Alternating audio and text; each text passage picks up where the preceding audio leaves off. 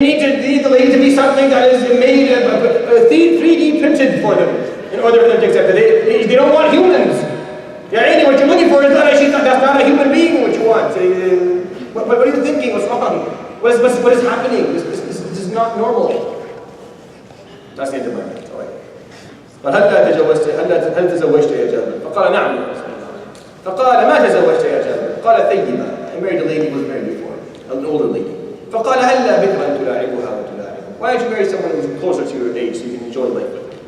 This is what he said. So I said, why don't you marry someone a bit closer to your age so you can have fun in your marriage? فقال why do you marry someone older? فقال يا رسول الله تعتني بالبنات, because I have 9 sisters and I need someone who can raise my sisters. They're all younger than me. I can't raise these girls on my own. I don't know how to do it.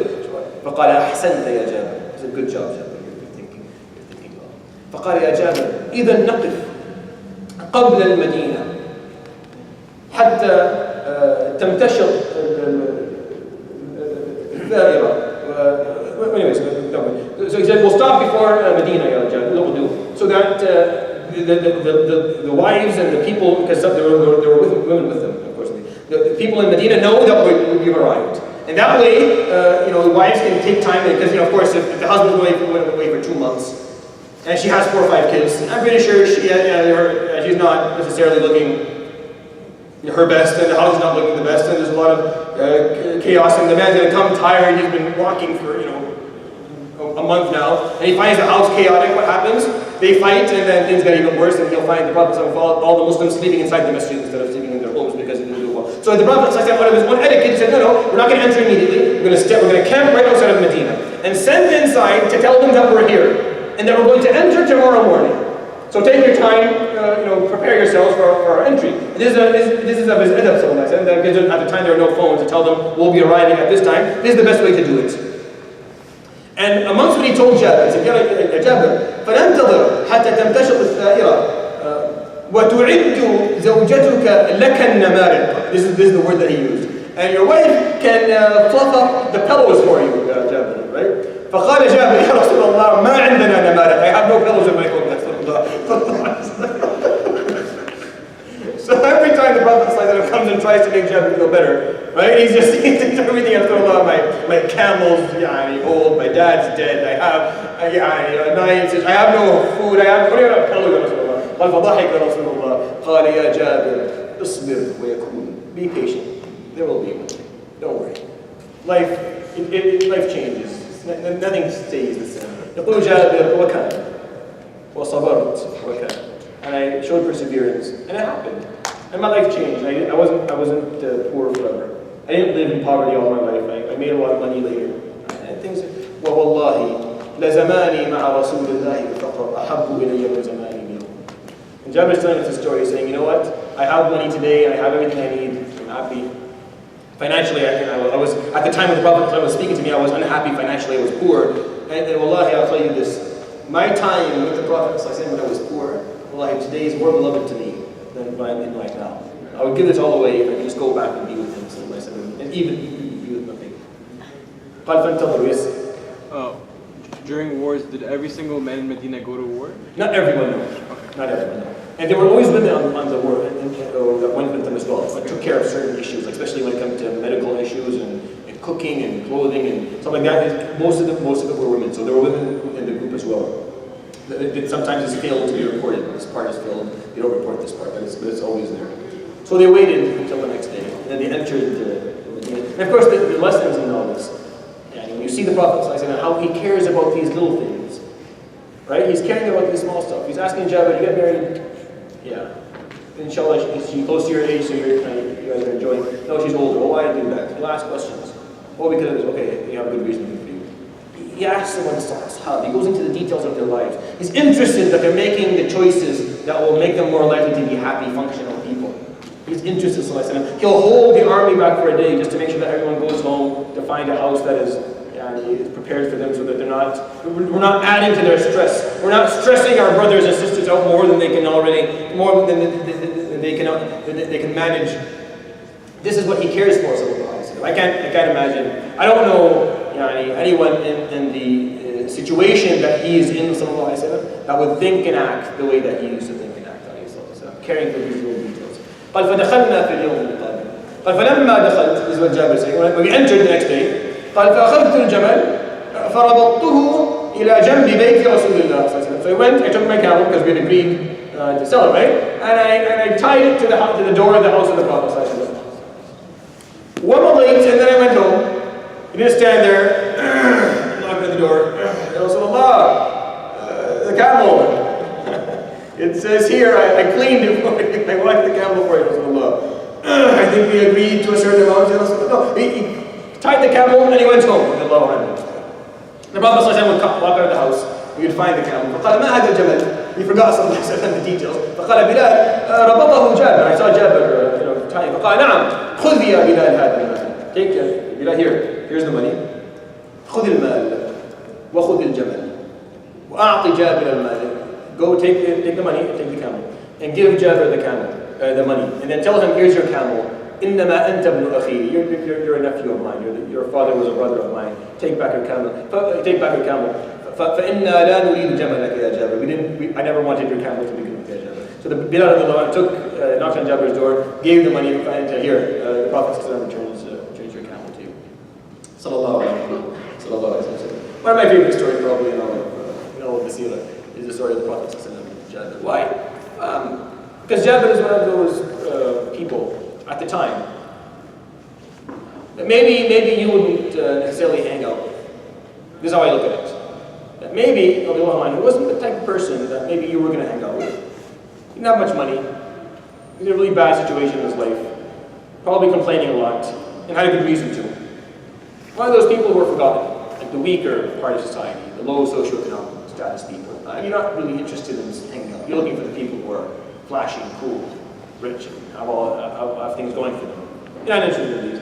So Jabir was that type of person. That's why, isn't that kind of what you felt when he was riding his camel alone? No friends around? Like, you're just alone. Everyone else were in groups, except him, and just on his camel alone. So he's that type of person.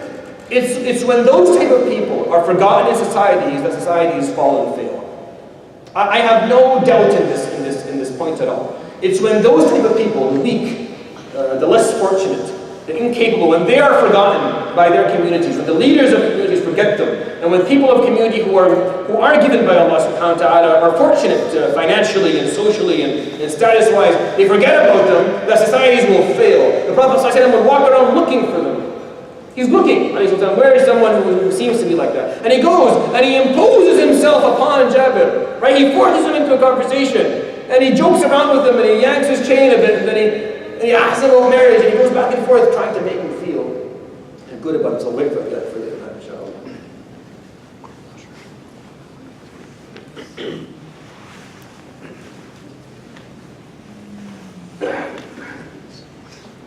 Allahu Akbar, Allahu Akbar, Allah. Allahu Akbar, Allahu Akbar. Ashhadu an la ilaha illa Allah. Ashhadu an la ilaha illa Allah. Ashhadu anna Muhammadan Rasulullah.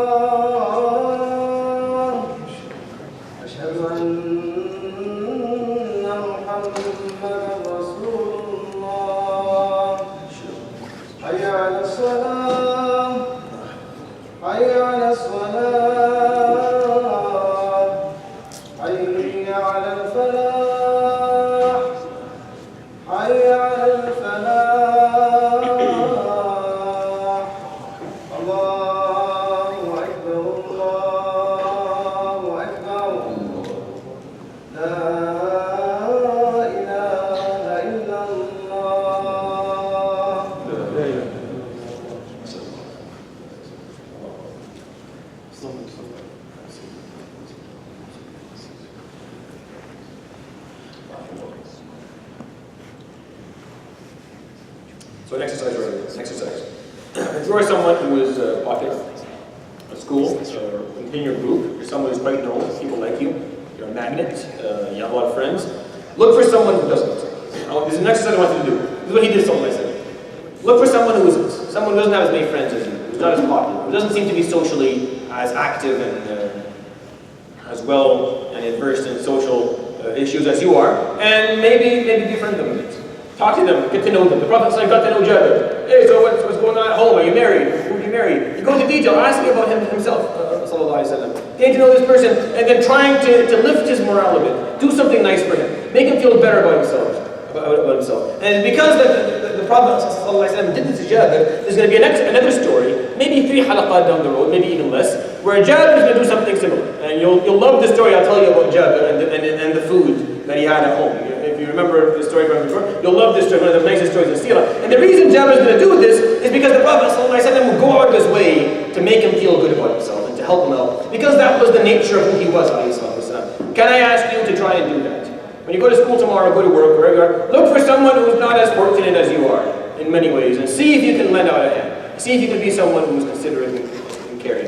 And you'll find, well, there's a lot of barakah in doing that. So they make it back to Medina. And this is the final story I have before we talk about the preparation of Ghazwat al-Khandaq. Do you know what Ghazwa I'm talking about? Ghazwat al-Ahzab. So what is it's called the Battle of the Trench, or the Battle of the Armies, al-Ahzab. What happened was that Quraysh internally figured out that they would never be able to actually beat the Muslims on their own. They're not going to be able to do it. That they need help.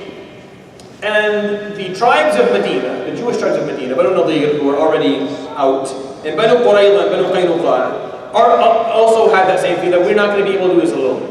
So everyone had that feeling that unless we work together, we're not going to be able to remove Muhammad and the Muslims and their threats, basically. And the man who did the most pushing was a man called Huyay ibn Akhtab. He was one of the leaders of Banu Nadir, one of the leaders of the Jewish tribes all in all. And I'll tell you the story of how his relationship with the Prophet ﷺ began. When the Prophet ﷺ came to Medina, first couple of nights of him arriving, Huyay took his brother. His brother was a rabbi, a very knowledgeable man.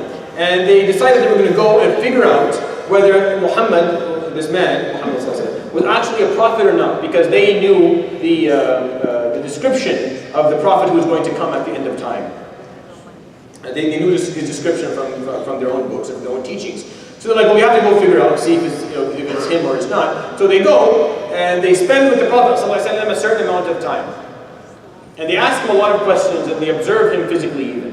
And then they walk out and the rabbi, the brother, looks at Huyay as they're walking out. They're not really conversing, they're just kind of walking out. He looks at him and he says, who? Is it him? Like, what is he actually? So Huyay says, no, yeah, it's him. So his brother said, فَقَالَ فَمَا تَصْنَعُ. So what are we going to do? So he looks at him, Huyay says, قَالَ عَدَاوَتُهُ مَا حَيِّتْ. He'll be my enemy till the day I die. And he makes that decision right there. He'll be my enemy till the day I die. Now why? That's a bit more complicated issue to talk about. I may talk about maybe towards the end of the Sira, why it is that some of them chose to think like that or to be like that. But he made that choice, that I'm going to be his enemy for the rest of my life. And he would continue to work against the Prophet ﷺ from the day the Prophet ﷺ entered Medina. And when Banu Nadir were finally removed, that was the final straw for him. He started going on a campaign. He started going from one tribe to the other, asking people for support, telling them, we need to gather up. We need to come together. Everyone has to participate in ending the Muslim threat. And he went to Quraysh. And the narration that we have is that Abu Sufyan had already started this process a few weeks before this. He had already started the process of talking to Ghatafan, and talking to Banu Sulaym, and talking to Ashja', and talking to all these other tribes. When Huyay came and told them that we want to do this together, فَقَالَ أَهْلًا وَسَهْلًا لِمَنْ أَعَانَنَا عَلَى حَرْبِ مُحَمَّدٍ. Welcome to anyone who's willing to help us end Muhammad in this group. This is the level of hatred that they had built in their minds and their hearts toward the Muslims. The narration goes like this: فَأَلْصَقُوا بُطُونَهُمْ بِجِدَارِ الْكَعْبَةِ يَتَحَالَفُونَ عَلَى حَرْبِ الْمُسْلِمِينَ. What they did was they did a little ceremonial thing that was a way for you to solidify that what the promise is real. So they would go and they would stick their bellies to the Kaaba, and they would swear that they would stand by one another until they got it done. And this is what was observed happening. Abu Sufyan and the other leaders of Quraysh and Huyay and other leaders standing there swearing that we will stand together until we destroy the Muslims. And there's a narration of the Quran. If you go, there's a ayah. Go to whoever has anyone has no one. Yeah, keep on going. Yeah. So the Prophet ﷺ, it came to his attention that Huyay ibn Akhtab had said these things, that he is going to fight the Muslims, that he's going. So the Sahaba say, Ya Rasulullah, what are you going to do about Huyay? You're going to let him just say these things and act like that? فَقَالْ إِنَّا لَا نَأْخُذُ النَّاسِ بِمَا يَقُولُونَ. We don't punish people based on what they say. Meaning physical punishment will not occur on someone for something he said. If you have something to say that I don't like, then I will deal with it with something I will say, not something that I will do. So if someone curses you with a bad word, don't use violence, Yabni. Don't use your hand. That's not how things are done. If someone has an opinion about you, then you need to respond to that with an opinion back. The Prophet ﷺ said he said that. I'm not going to punish him for something he said. I will say something back in return. There'll be a narrative. There'll be a response, a verbal response. But we will not go and kill him because he wrote an essay or he said something. Or that's not how things are done. That's not how things are done. That's not how he did it. Sallallahu alaihi wasallam in his life. No one during his life was executed in Medina, outside Medina, that did not carry a sword and kill a Muslim, unjustly outside of war or try and do so. No one was punished merely for things they said. No one, not at all. That's why the Prophet had 3 popes. Yeah, 3 popes, not 1, 3. And I said it with that. You can tell me the other 2. And you get 50 marks. Ka'b ibn Malik, very good. Well, so remember the 3rd guy. Right. No, he's going to be. He's not one of the main prophets because he accepted Islam very late. There's one more. He dies on the day of Mu'tah. Abdullah ibn Rawaha. 3 poets who, whenever a poet would say something bad about the Muslims, the Prophet ﷺ would tell these poets and they would go and they would say something on the other side. So never did he respond to verbal accusations or to verbal rudeness or with violence. Not ever. Not. We don't punish people physically for something that they said. That's not how we do things. And then the Quran talked about what would we do. You see, whenever the mushrikeen, the pagans, the people of Quraysh who worshipped rocks, came to Huyay, who was a Jewish person who had a book and understood Allah subhanahu wa ta'ala, and tell him, we're going to fight Muhammad, he would tell them, yes, you're better than him. And your believing in stones, worshipping asnam and idols, is better than whatever Muhammad has. ألم ترى إلى الذين أوتوا نصيبا من الكتاب يؤمنون بالجبت والطاغوت ويقولون للذين كفروا هؤلاء أهدى من الذين آمنوا سبيلا. See, Allah subhanahu wa ta'ala, one of the things that angered him about what Huyay did wasn't the fact that he just wanted to fight the Prophet, is that he's going around saying something wrong. He's lying. He's saying, yeah, a pagan is better than what the Muslims are doing. Even though he knows that the Prophet ﷺ is teaching the word of Allah, they have the same origin, that what Musa ﷺ brought is the same thing that Jesus ﷺ brought, the exact same thing that Muhammad ﷺ brought. But he would go ahead and say that anyway. And they were able to keep on going to the one after. To God, go ahead. Yes, keep on going. Okay, here we go. So here are the numbers. That's good enough. That's good enough. So here are some of the numbers that we have. So Quraysh offered 4,000 people, 300 horses and 1,500 camels. That's a huge army. That's bigger than the last army was at Uhud. How many people did Quraysh have on Uhud?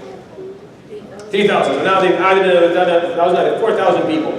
And Ghatafan, which is a large tribe in the middle of Arabia, and its leader is a man called Uyayna ibn Hisn. And that's an important name to remember. Uyayna ibn Hisn brought forward 3,000 fighters. That's a bit. And Ghatafan and Quraysh are not related. Genealogically, they have no relations with one another.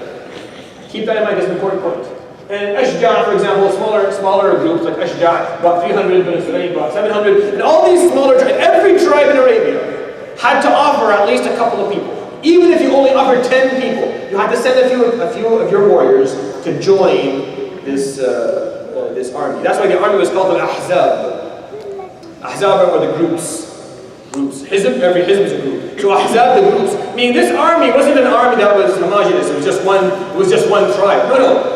It was an army that was consisted of all the tribes of Arabia. Never before had this happened in the history of the peninsula. Never before had different tribes from different backgrounds come together to do something that they wanted to do. Maybe at some point, maybe a bit earlier, but never in these numbers. What are the numbers adding up to right now?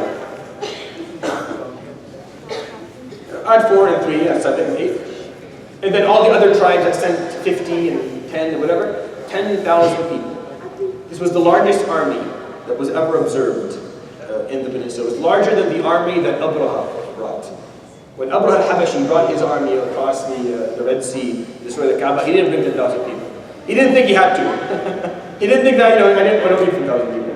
4 should be more than enough to take out the whole place. And now, Quraysh, with Rajeh and all the tribes of the land, have actually agreed on doing something together. Like, they don't agree on anything. These people have been fighting for centuries over the silliest things, and yet they're unified right now. They're united to fight. They believe in their cause. It was a wrong cause, but they believed in it, and they were willing to go out of their way to achieve something. It's just the will of the Muslims was stronger. That's really all it was. And the tawfiq of Allah subhanahu wa ta'ala. But they had just a stronger will, the Muslims. Today, Muslims lack the will. They lack that will. They lack that integrity, that willingness to achieve things, that stamina, that grit. We don't have it. See, obviously your enemies want to destroy you. That's why they're called your enemies. That's the definition. When your enemies want to help you, they don't want to help you. They're called your enemies. They wouldn't have called themselves that if they wanted to help. They're going to work against you. So there's really nothing for you to be upset about if they end up harming you because you were too weak to defend yourself, or you didn't have the proper narrative, or you didn't know how to answer that question, or you didn't prepare yourself, theologically and practically to talk about your deen and defend your deen, both personally and intellectually. If you didn't do that, that's your fault. See, 10,000 people, they're going to make sure every tribe participates. How many people are there in Medina all together? All together. How many people are there in Medina all together? Anyone know? 15,000. So there's around 4,000. 1,000 of them are in the 2 Jewish tribes, Quraysh and Banu Qaynuqa. 3,000 living in 3,000 among Muslims, Munafiqeen and Mushrikeen. There's people, they're Arabs, Aus and Khazraj, who are living right now in Medina and Yathrib, who are not Muslim. We never accepted Islam, but they're part of the Muslim group, right? How many people can actually carry a sword? 1,500. The number of people who can actually carry swords, actually fight, are 1,500. And the Prophet ﷺ has to, of course, look at certain numbers. Oh, hey, you're too young, you're not allowed to do this. Because everyone wants to do it, all of a sudden, because they were you'll see the closest of this group. But only 1,500. Marching towards them is 10,000 people. And they will arrive in precisely 15 days. The Prophet ﷺ knew about this gathering the moment it happened. His intelligence groups, Talha bin Ubaydillah, Sa'id bin Zayd, were all over Arabia. They knew immediately, told Rasulullah, the army is put together. It's between 8 and 10,000 people. And it's from everyone, Ya Rasulullah.